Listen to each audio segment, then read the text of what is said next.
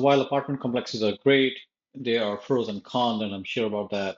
And one of the things that I have kind of personally not invested into apartment complexes is majority of the times on the commercial side, the interest rates are, basically you have to refi every 5 years or 6 years or something like that. So it's not like a standard 30 years. So while there are people and companies who only invest into apartment complexes and commercial. But then I have also talked to people where they started off as a commercial, but then they pivoted more towards the single family homes or the residential side of the ball game. But they're doing it in volume. So it kind of becomes commercial at that. But from a mortgage standpoint, it's still residential mortgage where it's locked in for 30 years. So again, food for thought. Yeah, no, it's and it's so interesting. It actually said the same thing, right? The pros and cons of it, right? Is it then said, the interest rates. And so what I started doing is, actually asking it to run numbers for me. So now I'm using ChatGPT to run all my numbers. And the really cool thing is in some of them, you can essentially just drop the link to the listing and it will give you all the scenarios of it. And that's exactly what's happening now. Of what I'm finding out with these apartments is, one, I didn't know what a DSCR loan was to begin with.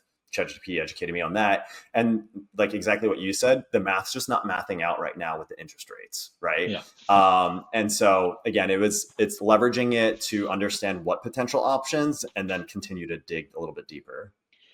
And Joe, have you investigated on the tax side of things, how to save taxes, or I know that you were doing something. So where is that going? Yeah. So again, same thing. It's not, I'm like the biggest cheerleader for ChatGPT, but again, my like, financial literacy came from like my parents. My dad's like the best dude in the entire world. Worked at the same company for 40 years. His whole thing was retire, save money. And so, understanding taxes wasn't anything that we learned in school or anything like that. And so I've leveraged ChatGPT to understand, like, I have this real estate portfolio. What can I do? So last year, right before tax season started, I again started investigating, like, what could I do with these properties? First thing that I learned about was cost segregations, and I didn't know anything about that. And so it essentially drove me in examples of all these things. And could that be a strategy? The second thing that I learned was that, short-term rental loopholes, right?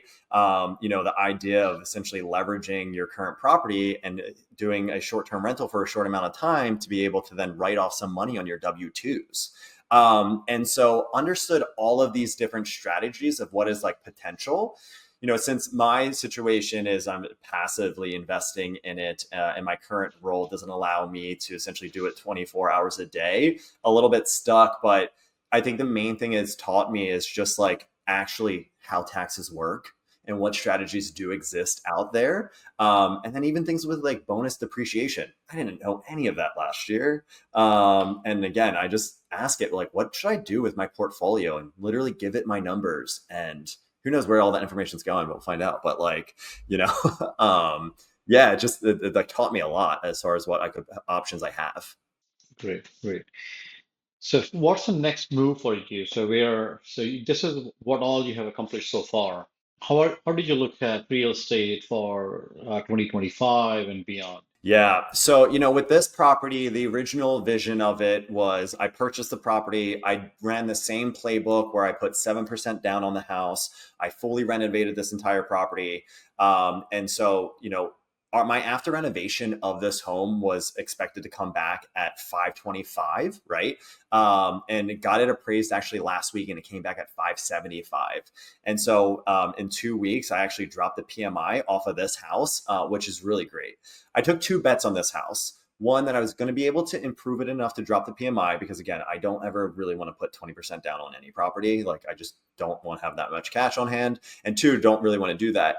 The second thing, I was banking on that interest rates would change, based on that. That has not become true yet, right? So for this property, there's there's three paths that I essentially could go down. I could, rent this house out, but with interest rates being as high and even dropping the PMI, I probably just break even. Nashville appreciates really well, and it's the biggest city of innovation. So I could definitely rent this out, someone cover my mortgage. I make no money off of it, sell this thing in a couple years. The second avenue that I started looking down was actually doing the same thing of building an ADU on this property.